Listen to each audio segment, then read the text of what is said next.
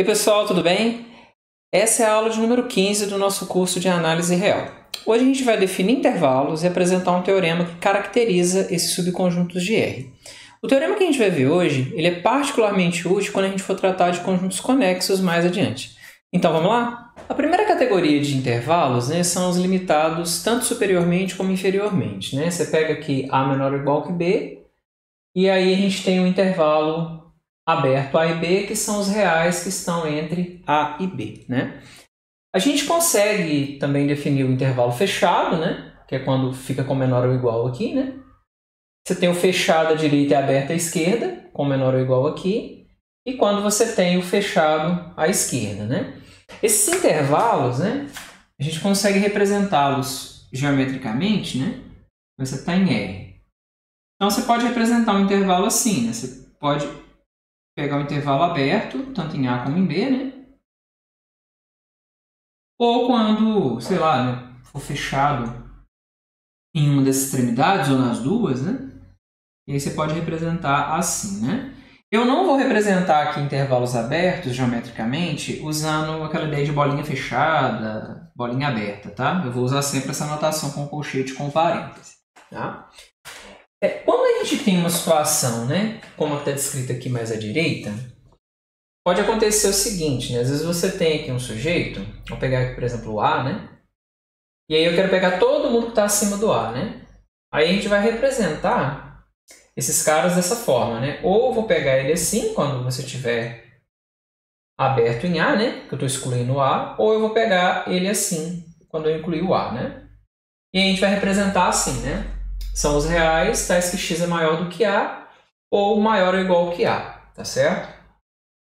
Esse símbolo de infinito, vale a pena chamar atenção para isso. Esse cara não é um número, Isso é só um símbolo para representar o comportamento de uma não limitação do seu conjunto, aqui no caso à direita, Quando a gente tiver uma não limitação para a esquerda, aí a gente vai ter uma não limitação para os negativos, E aí a gente vai representar usando o símbolo de menos infinito, tá? E aí, quando naturalmente a gente pegar a reta real toda, a gente vai representar dessa forma, Então, os números reais, o conjunto dos números reais, é visto também como um intervalo, representado dessa forma. Agora eu vou enunciar o primeiro teorema dessa videoaula. Esse teorema, de certa forma, ele caracteriza a ideia de intervalo, Porque ele diz para a gente o seguinte: se você tiver um conjunto, um subconjunto não vazio de R, que tem a seguinte propriedade, Você pega x menor do que y, ambos em x, e o intervalo fechado está contido em x. Se isso acontecer para todo x e y em x, então necessariamente o x é um intervalo não degenerado. O que eu quero dizer com isso? Na verdade, você vai lembrar que na definição de intervalo a gente colocou assim, por exemplo, o A e o B, o intervalo AB, ele eram os reais, Só que isso aqui acontecia, Se por acaso a gente tiver o A igual a B, Se por acaso o A for igual a B, esse conjunto ele se restringe a um ponto, que no caso é o A ou o próprio B, já que eles são iguais. Aí, nesse caso, a gente vai dizer que o intervalo é degenerado, Ou seja, a gente está incluindo os pontos, como sendo intervalos, porém intervalos degenerados. São intervalos que não são gordinhos, Um intervalo genuíno, digamos assim, um não degenerado é um gordinho. É isso aqui que eu estou dizendo. E, além disso, vale a recíproca desse teorema também, tá? Vale a recíproca. Tá? O que acontece? Para provar esse teorema, a gente vai notar assim, que a recíproca ela vai decorrer imediatamente da ideia de intervalo, da definição de intervalo. Evidentemente, se o x for um intervalo não degenerado, isso aqui vai acontecer pela própria definição de intervalo. Tá ok? A rigor, para a gente demonstrar a ida do teorema, a gente precisaria considerar 4 casos.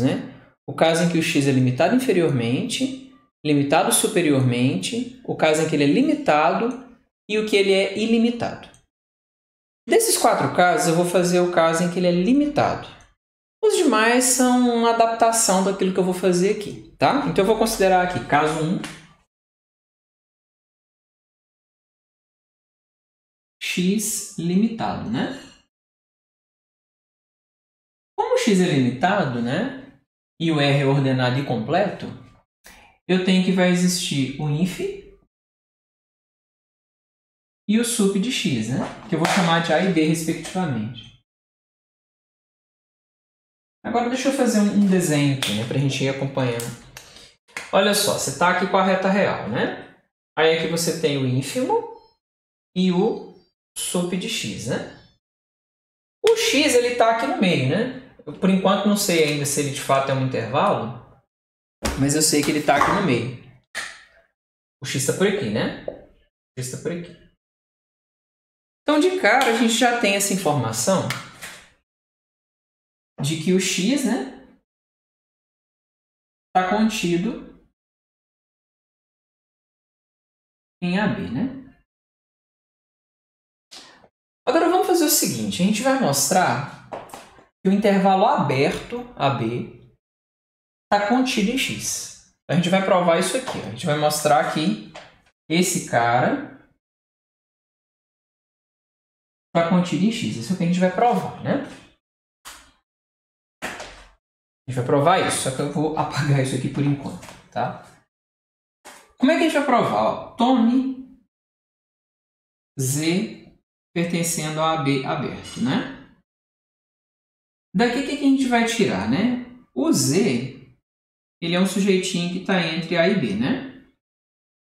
Aí eu vou vincar de novo nessa figura e vou imaginar um Z aqui, né? Sei lá, vou pegar um Z por aqui. Aqui está um Z. Tá? Pela própria definição de inf e de sup, o que eu vou ter? Vai existir um x que vai estar aqui e vai existir um y que está aqui, né? Tanto esse x como esse y, eles são elementos de x grandão, né? Então, pela definição de sup e inf, isso vai implicar que existem x e y em x, tais que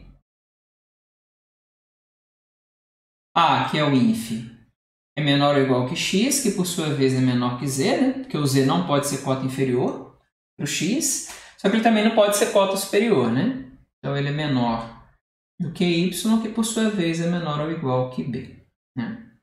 Agora o que a gente vai notar, né? A gente tem essa condição e a gente tem essa condição, né? Ou seja, o x é menor do que o y e o x e o y estão em x, né? Só que, por hipótese, o conjunto x ele tem a seguinte propriedade, né? Toda vez que você tiver caras aqui, satisfazendo, né, o fato de estar em x e que um é menor que o outro, então necessariamente o intervalo fechado vai estar em x, né? Então eu posso aplicar aqui a hipótese. Eu estou aplicando a hipótese, né? Aqui eu aplico a hipótese e concluo que esse sujeito aqui está contido em x, né? Só que, né, se esse intervalo fechado limitado está em x e o z está nele, né? Porque afinal de contas o z está entre x e y, necessariamente o z pertence a x, né? Ó, mas veja, o z estava aqui, né? E ele também está no x, então eu concluo que AB está contido em x, né? Tá certo? Aí o que a gente vai concluir, ó? A gente tem essa informação e a gente tem essa, né? Deixa eu circular ele aqui, ó. Eu tenho essa informação e tenho essa, né? Então daqui eu concluo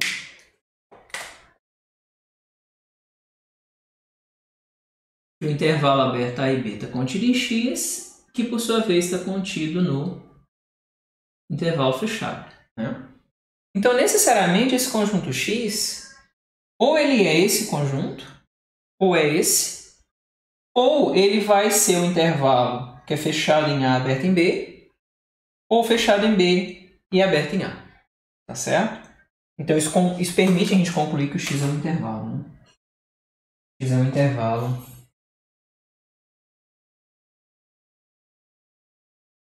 não degenerado.